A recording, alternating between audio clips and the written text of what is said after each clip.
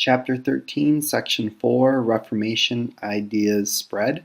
And so again, the focus question here, the thing to be kind of thinking about as we go throughout, how did the Reformation bring about two different religious paths in Europe? The objectives is describe the new ideas that Protestant sects embraced, understand why England formed a new church, analyze how the Catholic Church reformed itself, and then lastly explain why many groups faced persecution during the Reformation. So one of the things that happens here is after Martin Luther, you see a whole number of new Protestant groups forming.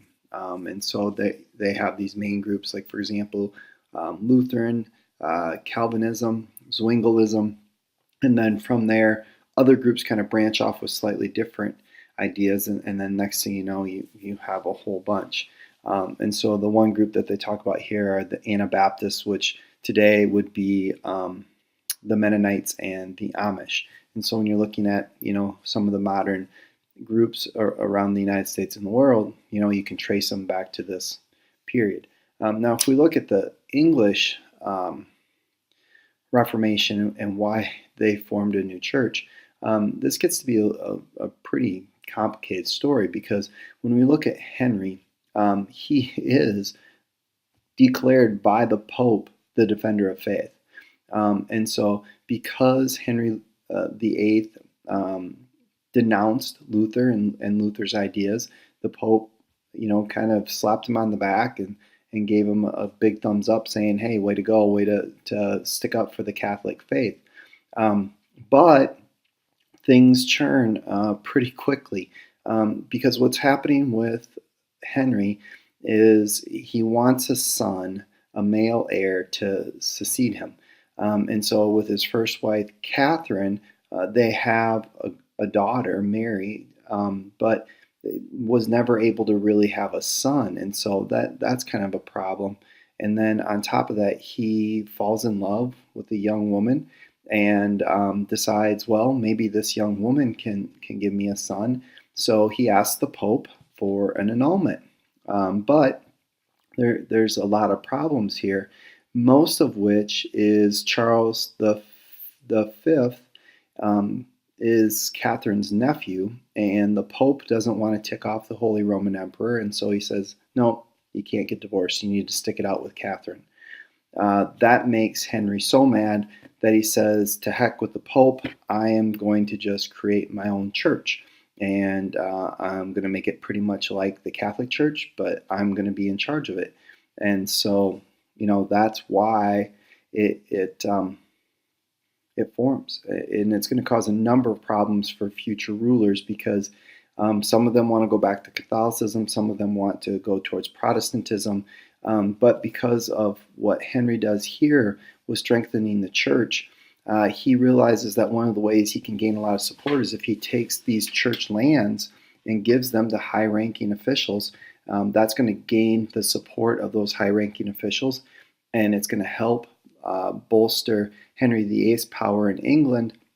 It's also going to make it nearly impossible to go back to Catholicism. So that's kind of what happens with Henry VIII and the Anglican Church.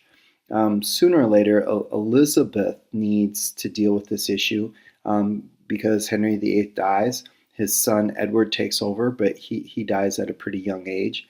And eventually Elizabeth, Queen Elizabeth, takes over, and she's able to kind of create this compromise where she kind of is able to make both the Protestants and the Catholics somewhat happy with the Anglican Church. And so there's a little bit of give and take there. When we look at the Catholic Reformation, the Catholic Church realizes they need to do something. The Protestant movement is picking up steam. They're losing more and more people to the Protestant Reformation. And so the Catholic Church decides we need to call a timeout. We need to collect our thoughts, and we need to come up with a game plan on what to do. And so that's what the Council of Trent is all about, is they want to sit down and talk about some of the criticisms of the church, what things are legitimate criticisms, which things are just articles of faith, things that we can't ignore or change. And so they have this Council of Trent. they come up with, these are our core beliefs. These are non-negotiables. The other things they look at and say, you know what, these were legitimate criticisms and we need to fix it. And then on top of that, how are we going to counter this Protestant Reformation? How are we going to deal with the problem? How are we going to stop people from leaving the Catholic Church? How can we maybe bring some people back? And so they use the Inquisition to do that. The other thing that you also see is the founding of the Jesuits, and this is going to be a Catholic order that's going to kind of go throughout Europe and eventually to the Americas and Africa and Asia and try and win converts to Christianity. And so you also see some Catholics becoming stronger in their faith. For example, Teresa of Avila, and that's why she's in here. And if we look at the legacy of the Catholic Reformation, the Catholic Church makes some pretty important changes and reforms, and they are able to stop the number of people leaving the Catholic Church and joining the Protestant Church. So they do make some pretty important changes, but Europe is very different after the Protestant Reformation. It's no longer this unified Christian set of empires. There's differences of beliefs that's going to also probably help encourage the feelings of nationalism that are coming down the road.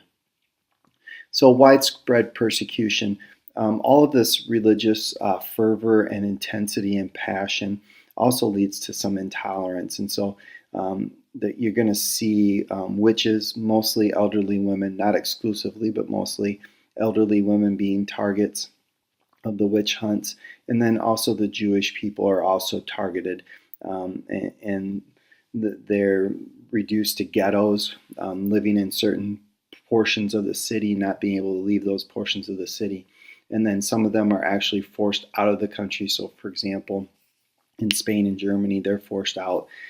In Spain, the Sephardic Jews kind of have another diaspora, and recently the Spanish government has passed a law to allow them to reclaim their citizenship.